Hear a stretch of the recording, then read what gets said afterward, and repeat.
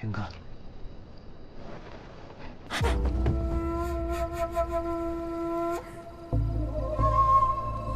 你怎么来了？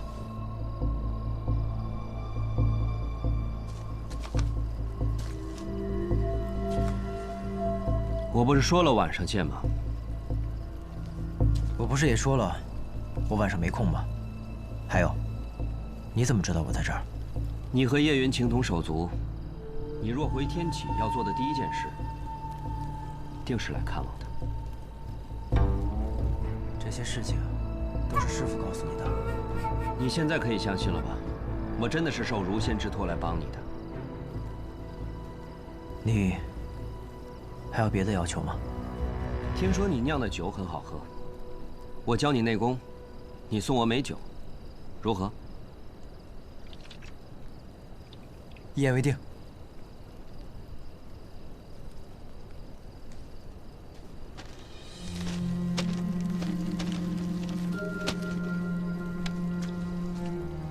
云哥，走了。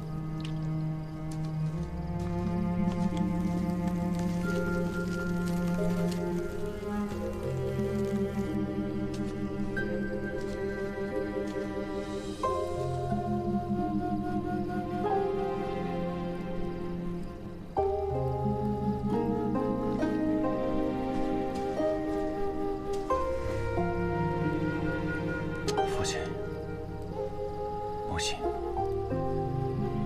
孩儿不小，今天才来看你们。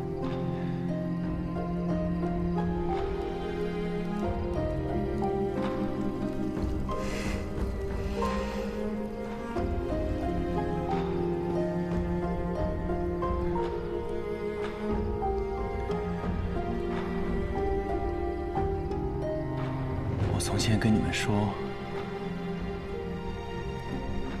我不想做大将军，我想做一个自在江湖的剑客。如今，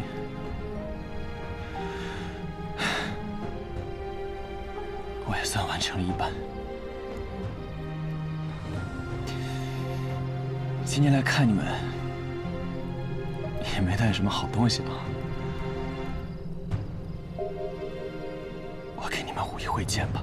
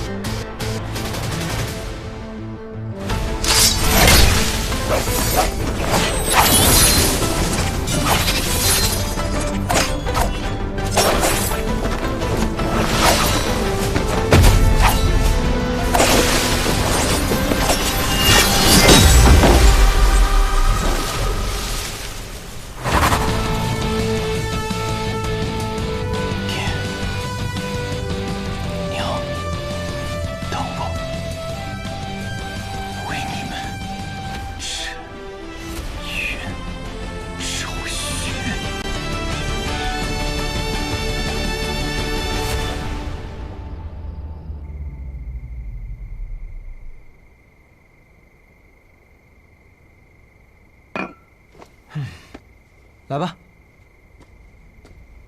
选一坛吧。一坛可不够啊。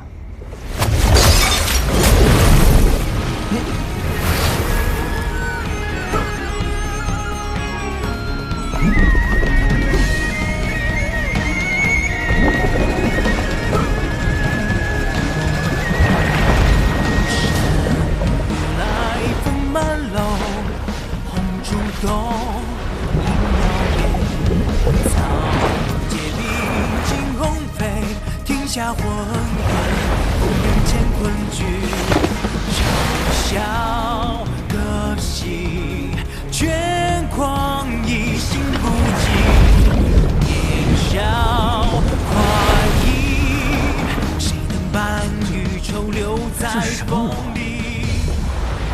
这是你马上要学的内功，名字叫落花流水。流水。心如枯燥苍烂，就一生一人执念不退还。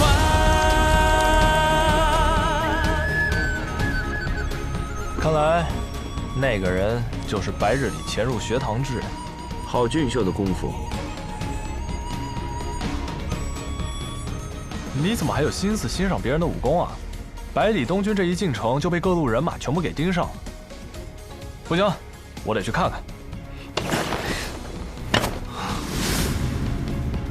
确实是好酒，只可惜得浪费一二了。有暗器，老秦，我们去干他。有什么暗器？不过就是一滴酒罢了。放心吧，来人没有恶意，他刚刚已经与我们打过招呼了。什么意思啊？你认识他？不是，你认识他？你怎么不告诉我？你为什么不告诉我？他是谁？百里东军是我带来的，你怎么比我还着急啊？来人是白小堂堂主姬若风，他与如仙有一段旧缘，愿意教百里东军如仙的秋水诀。不然真的让东军跟着你学你们雷门那憨劲儿十足的内功心法，我10年也考不上学堂啊！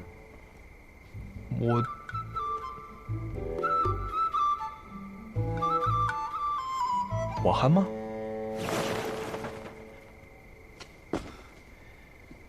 以后我每来一日，你就送我5坛酒，如何？哎，你不要太过分了啊！酒没了可以再酿，可学堂大考若是败了，就没有下一次机会了。唉，看来我酿的酒实在是太好喝了呀！来吧，虽然没有多少时间了，但如果是你，就一定没有问题。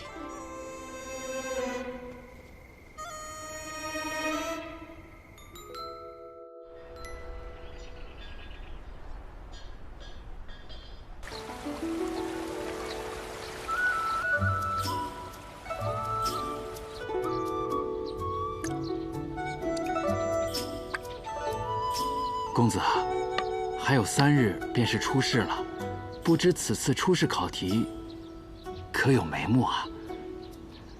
你不是也说了吗？3日之后才是出试，急什么？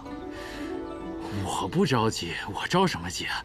我就是觉得我们是不是……怎么，大家不敢来问我，所以去逼问你，对不对？这1天3、4趟的问，谁都吃不消啊。往年出试考题，那都是提前7日便会放出一些风声，难道这次你真的要等到最后1日再公布啊？最后1日公布，不才是正常的吗？怎么，学堂现在都这么厚脸皮了？提前泄露考题，已经成了不成文的规定。哎呀，6月呀，这初试又决定不了最终的结果，初试完了还有一个中试。中试可是几10年不变的1队打1队，这才是真正考究实力的地方。初试嘛，不过就是让各家公子拿个好兆头回家去的。别这么较真，6月。琢磨公子说的对，更何况以6月公子的才学，就算是提前告诉大家考题，没有点真材实料，也是不行的。就是，废话那么多干什么？还下不下？哎，不下了，反正我也下不赢你。我就说嘛，今天怎么突然之间跑来找我下棋，自取其辱？原来你也是来套题的。嗨，那我不是带来一个备考的兄弟吗？再说了，往年出试的题目，我10几天前我都能知道。谁让这次主考官是你啊？哎，挺好，特别好，所以我这不亲自登门拜访了吗？那我若非要最后一天公布呢？那行，看来以后每一年的主考官都会是你喽。你威胁我？对，我就威胁你，怎么着？你也知道我这个人嘴巴特别碎，我就每天跑到师傅那儿去吹耳边风，我就告诉他，哎呀，柳月当主考官特别好，让他给你做主考官吧。他听烦了，他就会同意了，你就年复一年，一年又一年的做主考官，一年再一年。算我怕你了。嘿嘿。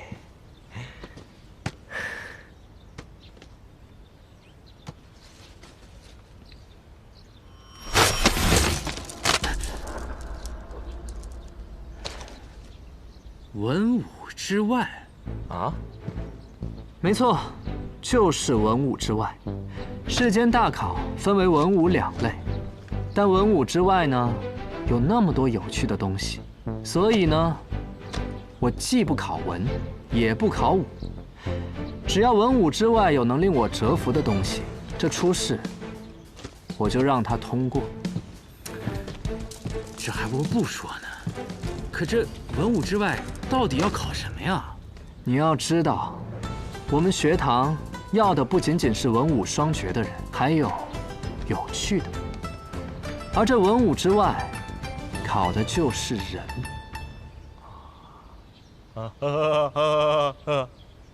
哎呀，柳月呀，柳月，你这可是给我开了个后门啊！你可别给我扣帽子，我说的可都是肺腑之言，和你带来的那位兄弟半毛钱关系都没有。懂。哎，对啊，你说那位小公子最近怎么样？我也不知道。话说，我也好几天没见着他了。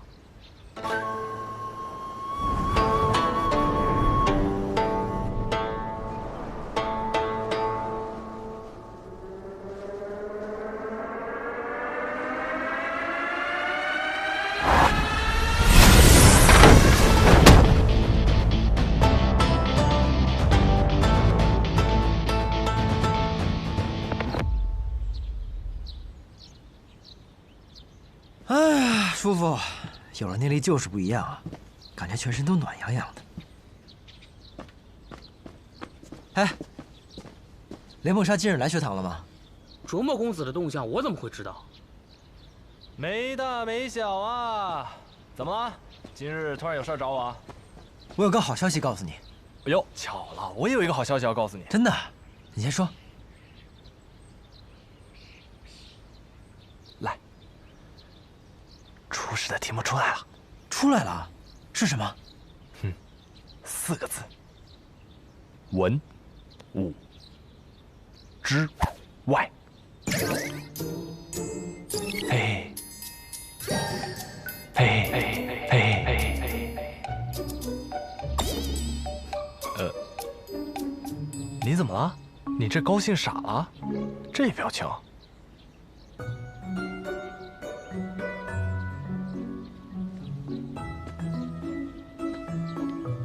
不是，那你文不成武不就的，这文武之外真挺好的。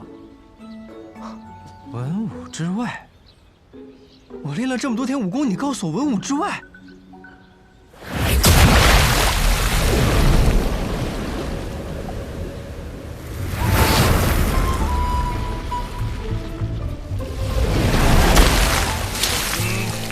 去你的文武之外！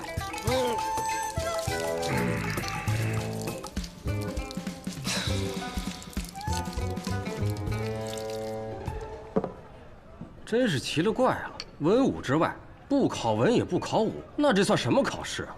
那你说这选拔的是什么呀？或者是啊，谁长得美，谁就能进中试？哼，兄台此言有理。那柳月公子据称是容颜绝代，说不定就是谁长得美，就符合人家要求呢。那，旁边这位小哥容貌俊秀，若去参加考试，那必定能通过呀。确实气度不凡呀。谈。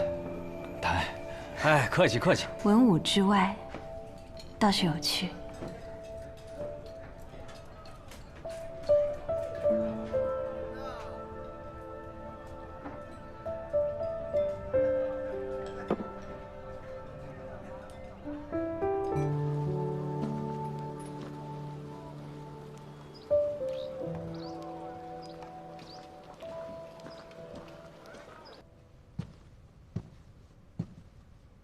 这位小姐，冬日要到了，本店新进了一批布料。老板，帮我做套衣服，很急，我3日内就要。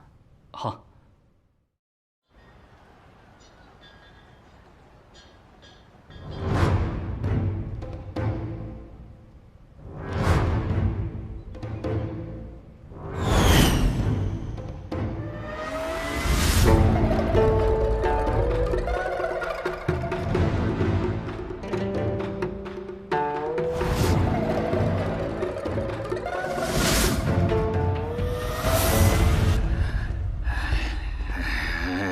行。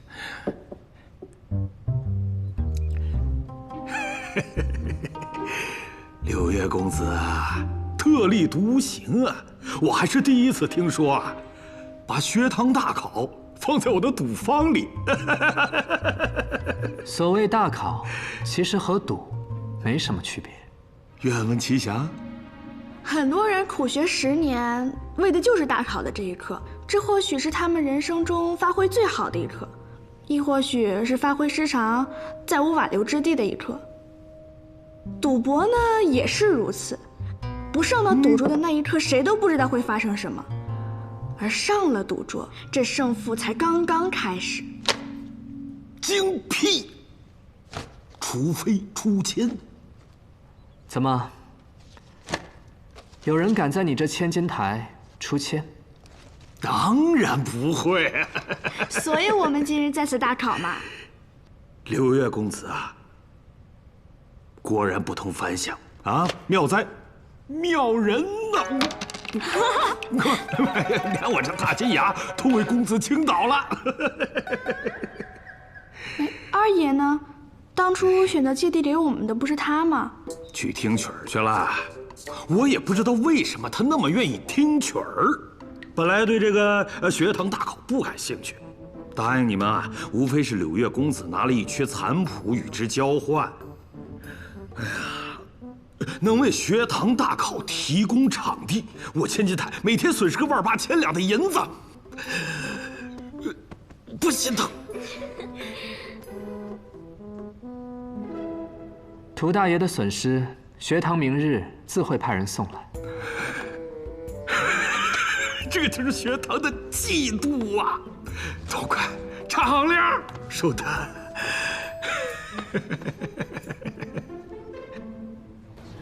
加油！加油！加油！加油！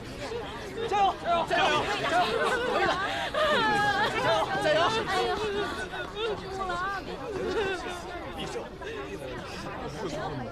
是会的，没问题的。小爷百里东军驾到！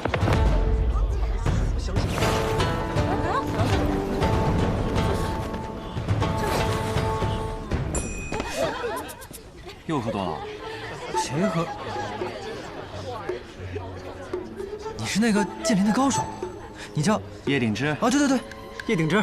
那天我是喝多了，不过我记得你剑术不错，人还挺有趣的。本来我还想跟你交个朋友呢，结果没来得及说话，就被我舅舅给带走了。现在想也不迟啊。成，你也是来参加学堂大考的？自然。参考学员即刻入场。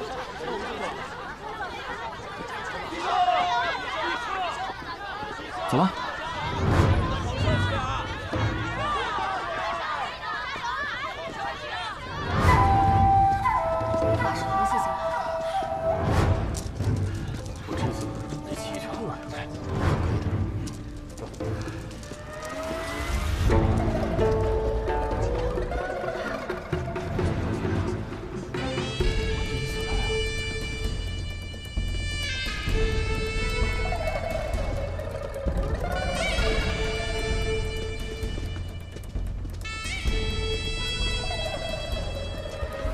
这莫非就是雷梦莎此前跟我说过的什么赔率？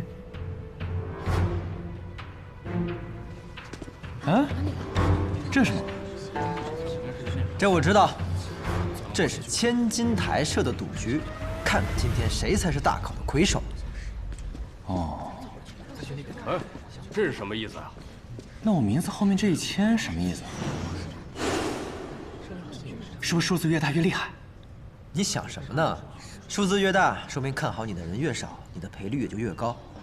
这个时候呢，如果有人押你1两银子，你得了魁首，他就会赢1000两。但是呢，机会小啊，没人愿意去冒这个险。像我就不一样了，我是热门人选，押我的人可多了，所以我的赔率就不。竟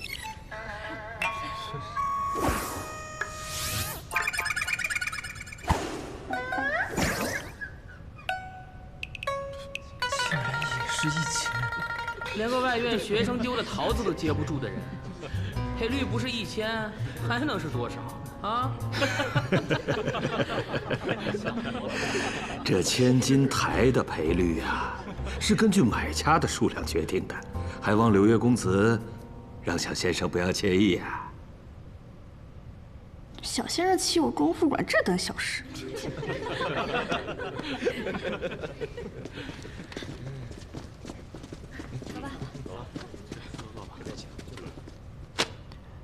开始吧。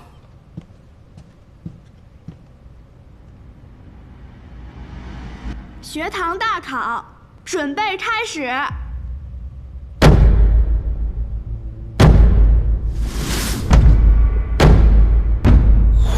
所谓文武之外，便是请诸位在文和武之外展露一下自己在其他方面令人惊艳的特长。时间为6个时辰，在这6个时辰内，如果有人觉得自己可以交卷了，告诉我们你要展露的是什么，我们呢便会派出相应的考官来进行考验。若通过了考验，即可进入中试。每位考生都配有1名助考士，诸位可以让自己的助考士去千金台外取展示才艺所需要的东西，可有异议？大家不是都已经知道了吗？还问我们有没有异议？若说有异议，还有用吗？这傻小子，没有用。开考吧。开场。倒有些5时3刻即刻行刑的意思。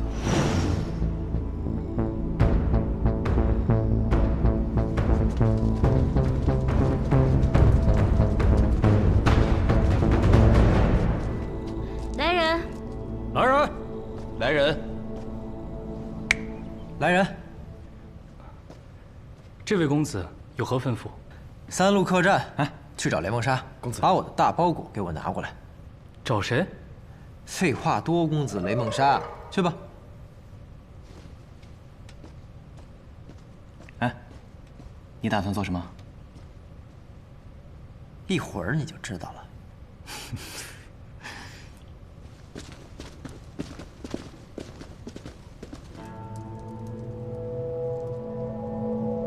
王爷，助考师都已经出发了。也不知道这群人里有没有能助本王登临大宝之人。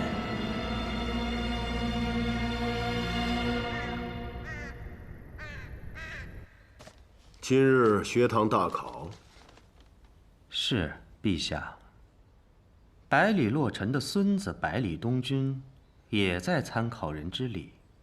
他怎么也在天启城？是九皇子殿下把他带回天启城的。是不是九皇子殿下也？唉，你把老九想得太复杂了。姑的这个儿子，姑自己知道，他把百里东君带到天启，很可能只是因为欣赏他罢了。他不会与那小子为难的。相反，百里东君若是有事，他会豁出性命去救他。姑倒是有些好奇了，一直听闻百里洛尘那个独孙是有名的纨绔，却没想到突然有一天，他学会了西楚剑歌，又不知为何得到了老九的青眼。陛下似乎很欣赏九皇子殿下。多嘴了。奴才惶恐。学堂大考还有哪位皇子去了？亲王殿下也去了。老二啊，罢了，小崽子们的游戏还不值得孤费心呢。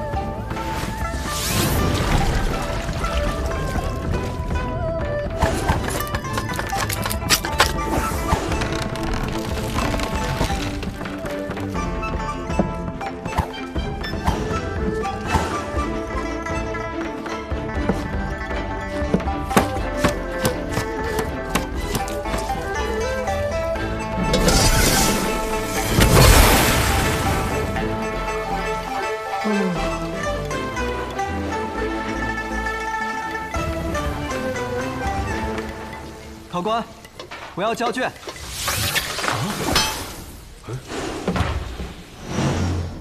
哟，还真有这么快的？你叫什么名字？教的又是什么？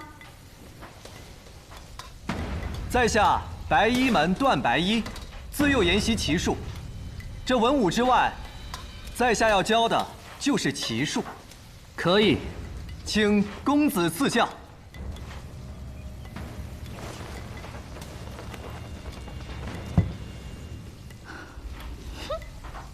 你和我像。你学了几年棋啊？你学了几年？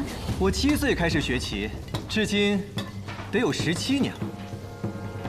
我3岁开始学习，至今也有7年，差不多嘛。来吧。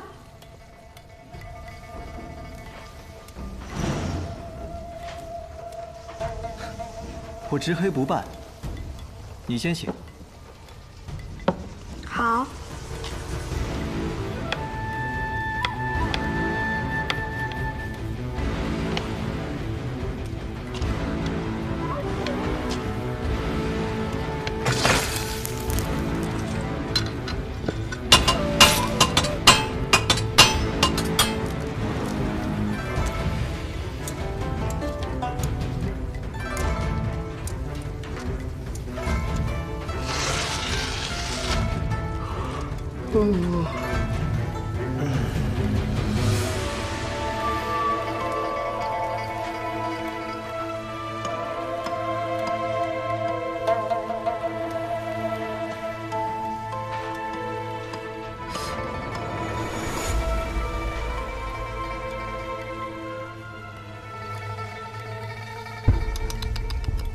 还精通骑术，连个小童都下不过。能在灵素执黑下坚持这么久，说是精通，不足为过。10余年苦修，我竟败给区区一个小童。看似下的是棋，实则展露的是心。一味刚猛，长风一蛇，你的棋艺很好，但你败给灵素，或许是因为你许久未败。倒是天天败。今日一败，未尝不是件好事。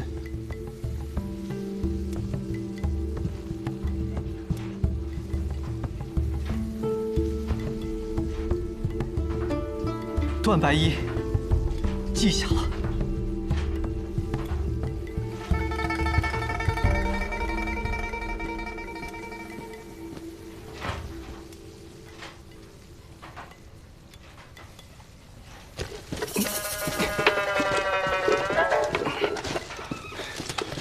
谁的助考室啊？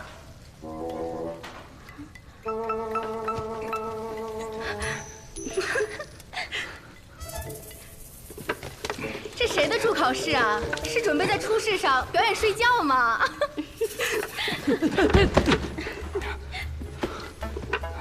多谢。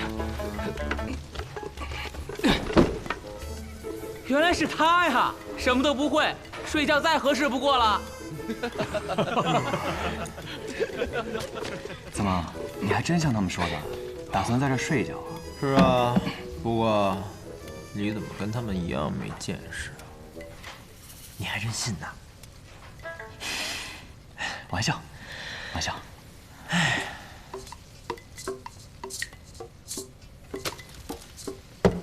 哎，你准备的东西呢？来了。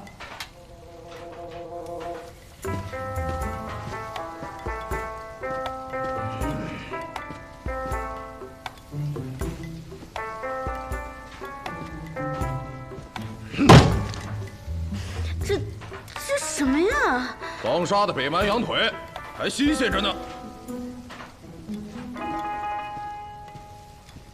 这就是我准备的东西，有意思。那现在可以告诉我你打算做什么了吧？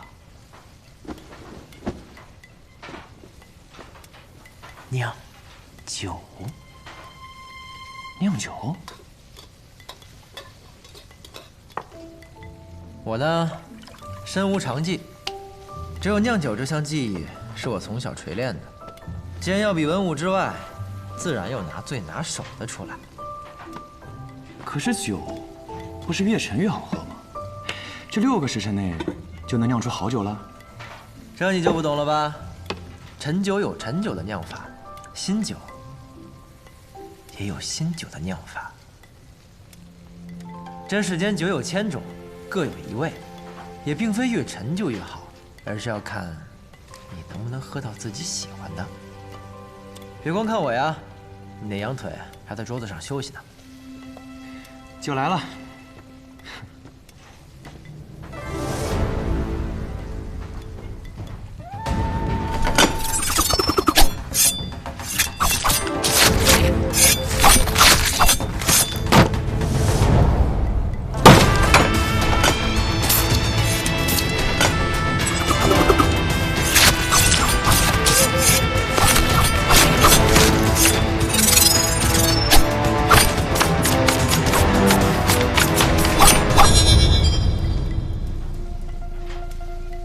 此人不错。这手刀法看起来似乎普普通通，细微处却显露了真功夫，可称得上是高手中的高手。考完给他发帖子吧。那九皇子选中的那位少年，你是说萧若风带回来的那个？父皇遣他去了一趟黔东城，他便带回来这么一个人。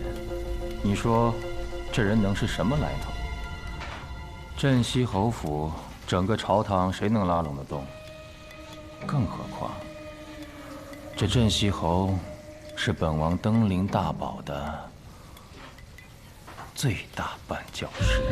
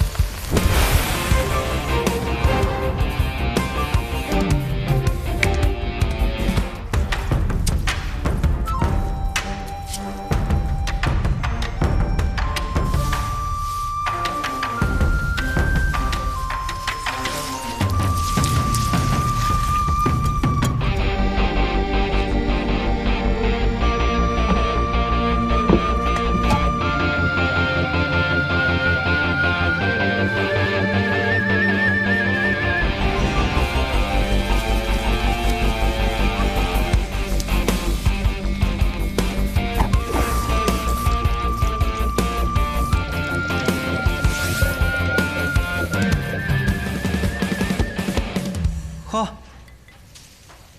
你这可以啊！弄好了？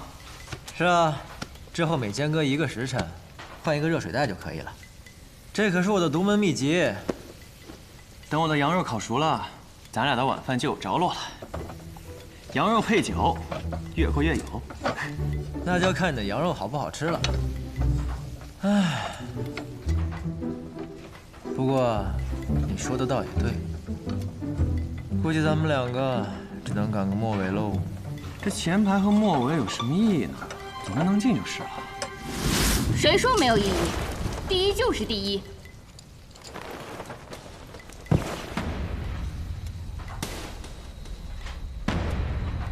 考官，我要交卷。何人？考什么？江湖客，无门无派，姓燕，名菲菲。至于考什么，你下来，我告诉你。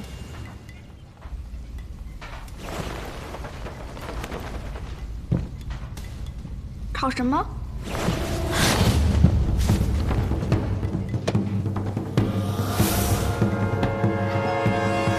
就考这个。你偷东西！哟，这轻功可以啊。我见你的轻功也不虚啊。偷东西多难听啊，这叫妙手空空。我这赌坊里啊，还来了个千手千眼的佛爷。看这手法，应该是神偷空灵儿的徒弟。东西还我！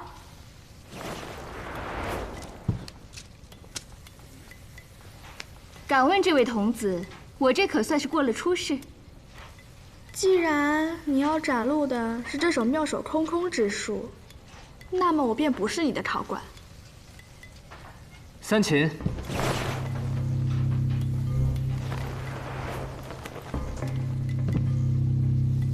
我名三秦，你有3次机会从我身上偷走一件东西。我怎么确定你身上有没有东西啊？那就靠本事来确定。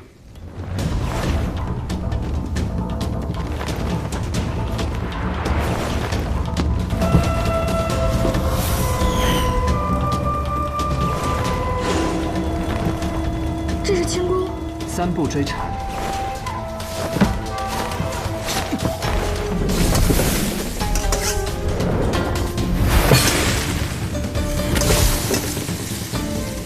若是这样，还算是文武之外吗？轻功算不算武功？我记得我看过一个叫《明月》的画本，里面有位剑客给一个轻功高手说过一句话：轻功不代表武功。巧了，我却也看过。不过后来那个轻功高手也回了他一句话：但是速度代表了我和你的距离。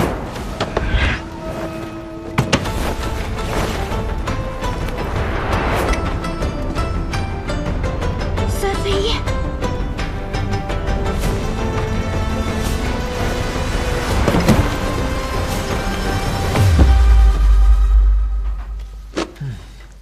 小心点喽。抱歉，抱歉。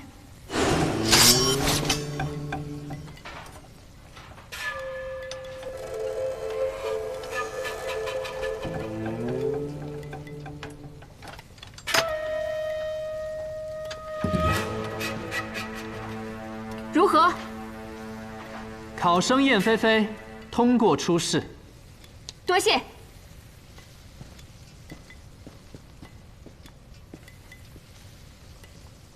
还有，考官，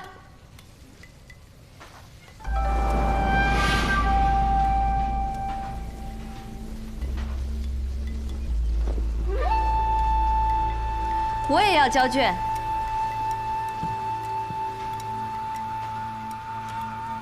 何人？考什么？我叫尹若霞，我来比的是。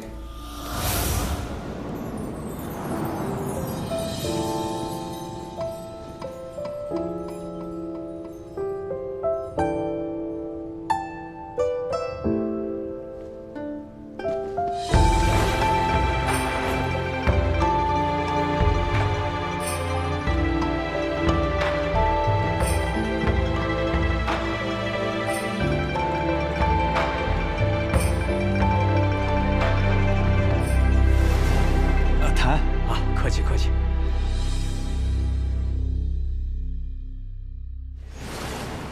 有趣，此人竟是换了个身份。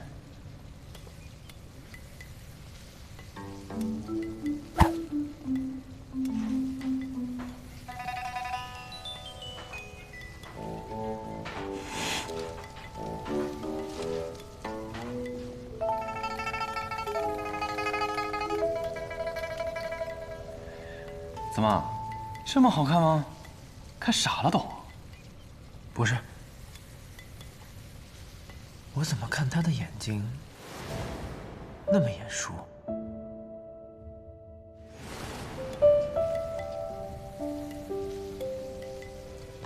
你怎么看谁都眼熟啊？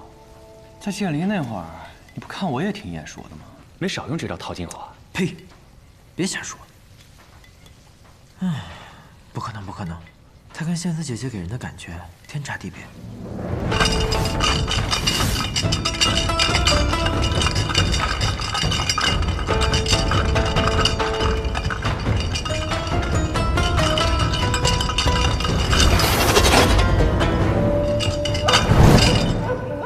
毒。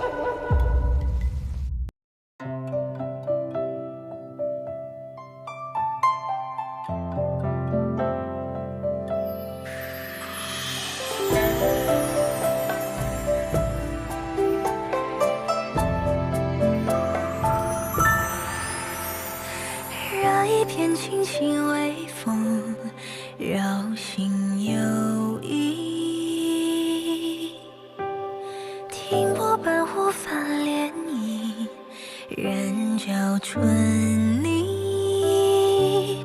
只听枝桠攘攘嬉戏，在风下喃喃细语。月下描摹花。